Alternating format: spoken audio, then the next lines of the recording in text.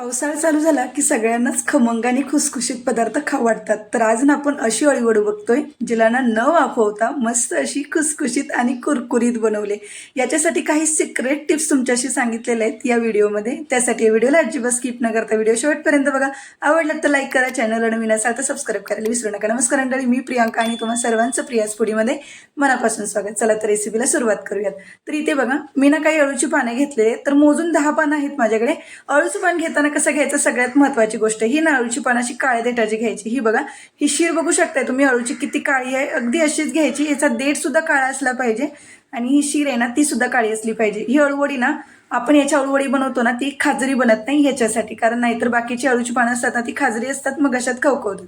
सगळी पानं अगदी मी तशीच घेतलेली आहेत. काहींचे देठ मी काढून घेतलेत. फक्त हा देठ ना मी तुम्हाला दाखवण्यासाठी ठेवला होता. अळूची पानं व्यवस्थित धुवून घ्यायची, चांगली पुसून घ्यायची आणि नंतरच मग आपल्याला याच्या शिरा काढून घ्यायच्यात. आता हे मी उलट्या दिशेने काढते कारण मला याचा डेट काढायचं त्याच्यासाठी. आणि याच्या ज्या शिरा असतात ना त्या सुद्धा आपल्याला शिरा अगदी व्यवस्थित अशा काढून घ्यायच्यात, कारण मग त्या शिरा नाहीत काढल्या ना तर मळूचं पण भरताना व्यवस्थित जमत नाही. आता हे कसं कट करायचं, तर हे बघा, वरच्या बाजूने आपल्याला शीर काढायची. याची शिरेवरती बोट ठेवायचं आणि मग आपल्याला ही शीर ना अगदी चाकूच्या साह्याने, धारदार चाकूच्या साह्याने ना शेवटपर्यंत काढत न्यायचे. जिथपर्यंत निघते तिथपर्यंत काढायची. बोट ठेवलं ना शिरेवरती की अळूचं पण फाटत नाही आणि अगदी व्यवस्थित आपल्याला शीर काढता येते. तर हे बघा, सगळ्या पानांच्या अगदी ना व्यवस्थित अशा शिरा काढून घेतलेत. ज्या पण जाड शिरा असतात ना त्या जर तुम्ही काढून घेतल्या ना तर अळूचं पान अगदी सोपं येतं भरायला. आता ही आपल्याला पानं लाटून घ्यायचंय. तर पान ना लाटून याच्यासाठी घ्यायचं, कारण ज्या जाड शिरा असतात ना त्या आपण भलेही काढून घेतो, पण कधी कधी ना त्या अशा उंचवतात, मग त्याच्यामुळे आपल्याला मग पान व्यवस्थित भरता येत नाही. पानांना पीठ लावून ना मग वडी व्यवस्थित फोल्ड करता येत नाही त्याच्यासाठी. आणि आता हे बघू शकताय सगळ्या अळूच्या पानांना मी असंच लाटून घेतलेलं आणि प्रत्येक अळूचं पान अगदी तुम्ही असं फोल्ड करून घ्याल ना तर अगदी व्यवस्थित त्याचा तुम्ही फोल्ड करू शकताय. तर हे बघा किती सुंदर अगदी रोल याचा तयार होतोय. अगदी अशीच आपल्याला सगळी अळूची पानं लाटून घ्यायचे. तर आता इथे आपल्याला एक वाटण करायचं आहे. त्याच्यासाठी ना मी 3 ते 4 हिरव्या मिरच्या घेतलेल्या आहेत आणि 7 ते 8 लसणाच्या पाकळ्या घेतलेल्या आहेत. तर आता हिरव्या मिरच्या ते मी मोडून घेतले. तिखटाचं प्रमाण थोडंसं कमी जास्त करू शकताय. 1 टीस्पून जिरे घालायचे आणि याला पाणी न घालता याचं जाडसर वाटण करून घ्यायचं. आता इथे एक मिक्सिंग बाउल घेतला. याच्यामध्ये ना 1.5 कप इतकं आपल्याला चाळलेलं बेसन घालायचंय. 1/2 कप इतकं आपल्याला तांदळाचं पीठ घालायचंय. मस्त असे कुरकुरीत अळूवड्या व्हावेत त्यासाठी. इथे मी अर्धा टीस्पून इतकं हळद घातलेली आहे. त्यासोबतच 2 ते 3 टीस्पून आपल्याला सफेद तेल घालायचे. तयार केलेलं वाटण घालायचंय. अर्धा टीस्पून आपल्याला इथे ओवा ना हातावरती मस्त असा चोळून घालायचे, कारण ओव्याचा फ्लेवर याच्यामध्ये छान उतरतो. सोबतच चवीनुसार मीठ घालायचं आणि या वड्याना मस्त अशा हलक्या फुलक्या व्हाव्यात त्याच्यासाठी ना अर्धा टीस्पून इतका खाण्याचा सोडा, 1/2 टीस्पून इतका खाण्याचा सोडा घालायचा आणि थोडीशी आपल्याला कोथिंबीर घालायची आणि मिक्स करायचं. आता सगळ्यात महत्त्वाची गोष्ट इथे बघा, मी तेलाचं मोहन घातलेलं आहे. ते ना 1 टेबलस्पून इतकं तेल ना मी गरम करून घेतलेलं आणि ते आपल्याला इथे घालायचं आहे. ही सिक्रेट गोष्ट आहे खरं तर. आपल्या अळूवड्यांना मस्त अशा खमंग बनतात, शिवाय कुरकुरीत होतात. त्याच्यासाठी तेलाचं मोहन मात्र नक्की घाला, कारण आपण ह्यांना या वड्यांना वाफवणार अजिबात सुद्धा नाहीये त्याच्यासाठी. आता तेलाचं मोहन घातलं की हे हाताने व्यवस्थित मिक्स करून घ्यायचं, कारण आपल्या पूर्ण पिठाला तेलाचं मोहन लागलं पाहिजे.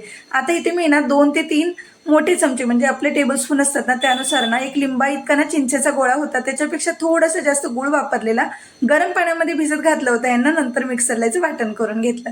आता हे आपल्याला पिठामध्ये व्यवस्थित मिक्स करून घ्यायचं. लगोलग पाणी नाही घालायचं बरं का, अगोदर ह्याला पिठाला चोळून घ्यायचं. आणि आता इथे बघा, हे मिक्सरचं भांडं होतं ना याच्यामध्येच मी थोडंसं पाणी घेतलेलं आहे आणि आता हेच आपल्याला याच्यामध्ये भिजवून घ्यायचं, कारण इथे पाण्याचा आपल्याला जास्त वापर नाही करायचा. सगळ्यात महत्त्वाची गोष्ट, आपण जेव्हाही अळूची वडी वाफवणार आहोत त्यावेळेस आपण भलेही अळूची वडी थोडीशी पातळ पीठ झालं ना तरी पण आपण मॅनेज करतो, पण याच्यासाठी ना पीठ आपल्याला घट्टच ठेवायचंय. अजिबात सुद्धा पीठ आपल्याला पातळ नाही करायचं, नाही तर मग अळूची वडी तुमची व्यवस्थित आतमध्ये भाजली जाणार नाही. याच्यासाठी जितकं होईल ना तितकं पीठ हे घट्ट ठेवा. सुरुवातीला याच्यातल्या गुठळ्या मोडून घ्यायच्या पिठामधल्या पाण्याने आणि नंतर मग पीठ व्यवस्थित असं आपल्याला फेटून घ्यायचं. हाताने मिक्स करताना ना आपल्याला जोर देऊन मिक्स करता आलं पाहिजे, इथपर्यंत आपल्याला हे पीठ घट्ट ठेवायचं. आता चमच्याने एकदा तुम्हाला दाखवते. हे बघा, चमच्यात पीठ घेऊन असं झटकरून पडलं नाही पाहिजे. हे बघताय, पीठ झटकरते तरी सुद्धा पीठ पडायला किती वेळ लागतो, इथपर्यंत आपल्याला हे पीठ घट्ट ठेवायचं. हाताने जोर लावता आला पाहिजे, इथपर्यंत हे पीठ आपण घट्ट ठेवलेलं आहे. छोट्या छोट्या गोष्टी तुम्हाला सांगितल्यात बरं का, लक्षात ठेवा.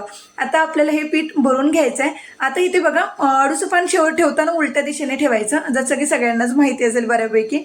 आणि बोटाच्या साह्याने ना आपल्याला हे पानावरती पीठ भाळाच्या साह्याने ओढून घ्यायचंय. हे पीठ आपल्याला ना पूर्ण असं पातळ लावायचंय. अजिबात सुद्धा याचा कुठेच ना जाड लेअर लागला नाही पाहिजे, पातळ लेअर लावायचं आणि बोटाने फक्त ओढून घ्याल ना तर पानावरती अगदी सहज लागलं जातं. अंगठ्याच्या साह्याने पीठ फक्त बाहेरच्या साह्याने ओढून घ्यायचं आणि पुढची फक्त 2 बोटं असतात ना, त्याने ओढून लावलं ना तर पीठ अगदी सहज लागलं जातं. दुसरं पान सुद्धा मी अगदी असंच उलट्या दिशेने ठेवलेलं आहे.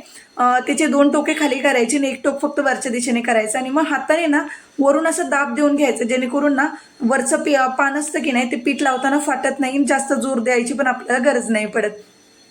आता याला सुद्धा ना अगदी तसंच पीठ लावायचं. जेवढी होईल ना तेवढी आपल्याला ह्याची ना पातळ लेअर लावायची. लक्षात घ्या, अजिबात सुद्धा डबल लेअर ह्याची जाड लेअर अजिबात करू नका, कारण ह्या वड्या आपण वाफवणार नाही आहोत.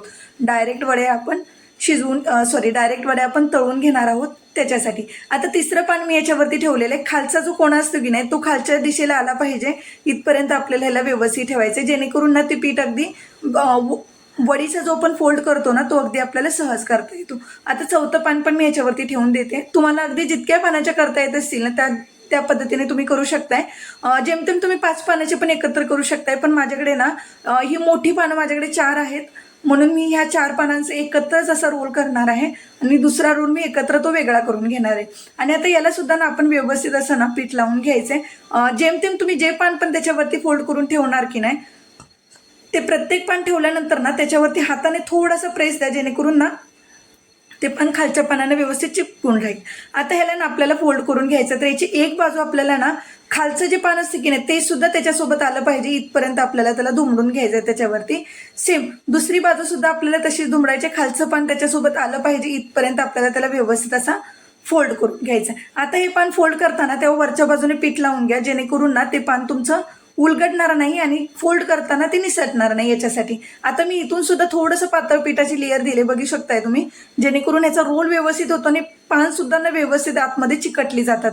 आता जितका दाबून होईल ना तितका दाबून सुरुवातीपासून अगदी बारीक रोल करत घ्यायचं. जितका दाबून होईल ना तितका दाबून घ्यायचा आणि कडेकडेला जे पानांची टोकं बाहेर आलेली असतात ना ती सुरुवातीपासूनच दाबून दाबून आतमध्ये सारत जायचे. जरी ती बाहेर आली तर मी तुम्हाला पुढे दाखवते कसं करायचं ते. आणि परत खालच्या टोकांना सुद्धा पीठ लावून घ्यायचं, अगदी पातळ लेअर लावायची, जेणेकरून ते दाबून दाबून तुम्ही अगदी व्यवस्थित प्रेस करून घेऊ शकता. आता याला दाबून रोल करायचा आणि परत बाजूच्या साह्याने ना असं हाताने आतमध्ये दाबायचं आणि नंतर याचा रोल करून घ्यायचं. हे बघा, हा एक रोल माझा तयार करून झालेला आहे. अगदी असाच मी दुसरा सुद्धा रोल त्याचा तयार करून घेतला होता. आता यांना जास्त वेळ नाही ठेवायचं. जर तुमच्याकडे वेळ असेल, तुमच्याकडे पाहुणे येणार असतील आणि त्यावेळेस जर तुम्ही बनवणार असाल ना तर अळूची वडी तुम्ही अगोदर असं बनवून ना तुम्ही फ्रीजमध्ये जरी ठेवलात ना, फ्रीजरला नाही, फ्रीजमध्ये जरी ठेवलत ना तरी पण चालेल. आणि आता आपण ह्यांना ना मी आता फ्रीजला नाही ठेवते, मी डायरेक्ट आता ह्यांना तळूनच घेणार आहे, म्हणून आता ह्यांना पण आता लगेच कट करून घेऊयात. तर कट करताना सुरुवातीला ना जाड लेअर नाही कट करायची, जास्त जाड नाही जास्त पातळही नाही. आता हे सगळे कट करून झालेले आहेत माझे. हे बघा, अगदी ना मी एवढी ह्याची जाड ठेवलेली आहे. आपण जे नॉर्मल वडी कट करतो ना त्याच्यापेक्षा थोडंसं जाड ठेवायचं आहे ना, जास्तही पातळ अगदी ठेवू नका. हे बघा, अगदी एवढे जाड ठेवायचं. आणि शेवटचा जो कडाचा होता ना तो सुद्धा मी कट करून घेतलेला, अगदी हे बघू शकताय. सगळ्या वड्या ना माझ्या अगदी अशाच मी कट करून तयार करून घेतलेल्या आहेत. आता गॅसवरती ना मी तळायला कढईमध्ये तेल सुद्धा गरम करून घेतलं आहे. आता वडी तळायची कशी ही महत्वाची गोष्ट. हे बघा, वडी तळताना ना त्यांचे जे काठ असतात ना ते बाहेरच्या साईडला खेचायचे आणि वाटी कशी असते अगदी तसं वाटीचा आकार आपल्या प्रत्येक वडीला देऊन घ्यायचं. हे बघा, प्रत्येक वडीला ना वाटीचा आकार दिला ना तर वडी आतपर्यंत अगदी तळली जाते. तुम्हाला माहिती असेल गुजराती लोकांच्यात ना भरपूर जणांच्यात ना ही वडी ना अगदी अशाच पद्धतीने बनवली जाते. अगदी अशीच पद्धत आहे त्यांच्याकडे सुद्धा बनवण्याची, तुम्ही बऱ्यापैकी लोकांना माहिती सुद्धा असेल. हे बाहेरच्या साईडला जेव्हा तुम्ही काठाची खेचता की नाही त्यावेळेस ना वडीचा जो पोर्शन आतमध्ये जो ओला असतो की नाही तो सुद्धा आतमध्ये व्यवस्थित असा तळला जातो. वडी सोडताना पूर्ण गॅसची फ्लेम कमी करा, कारण प्रत्येक वडी तुम्हाला अशीच सोडायची. अगोदर सगळ्या वड्यांना वाटीचा आकार देऊन नंतर सोडत बसाल तर तसं करू नका. प्रत्येक वडी तळताना वाटीचा आकार द्यायचा, गॅसची फ्लेम कमी ठेवायची. मग सगळ्या वड्यांना अगदी अशा कलरवर येईपर्यंत आपल्याला वाट बघायची. गॅसची फ्लेम परत लो टू मिडियम ठेवायची आणि नंतर मग ह्यांना आपल्याला व्यवस्थित असं तळून घ्यायचं. ह्याचा ब्राउनिश कलर तुम्हाला दिसायला लागला ना की मग सगळ्या वड्या तुम्ही ना दुसऱ्या बाजूने पलटवून घ्या आणि नंतर मग परत यांना ना या बाजूने सुद्धा ना आपल्याला 1.5 ते 2 मिनिटं चांगला खरपूस होईपर्यंत तळून घ्यायची. एक महत्वाची गोष्ट, वडी आपण जेव्हा तळतो की नाही, नॉर्मल वडी तळतो तुम्ही तिला शॅलो फ्राय पण करून घेऊ शकता, पण या वडीला शॅलो फ्राय जेव्हा तुम्ही करायला जाल ना तेव्हा ती वडी ना आतमध्ये अगदी तळली जाणार नाही. त्यासाठी ह्या वडींना तुम्ही डीप फ्रायच करा, माझं असं सजेशन आहे.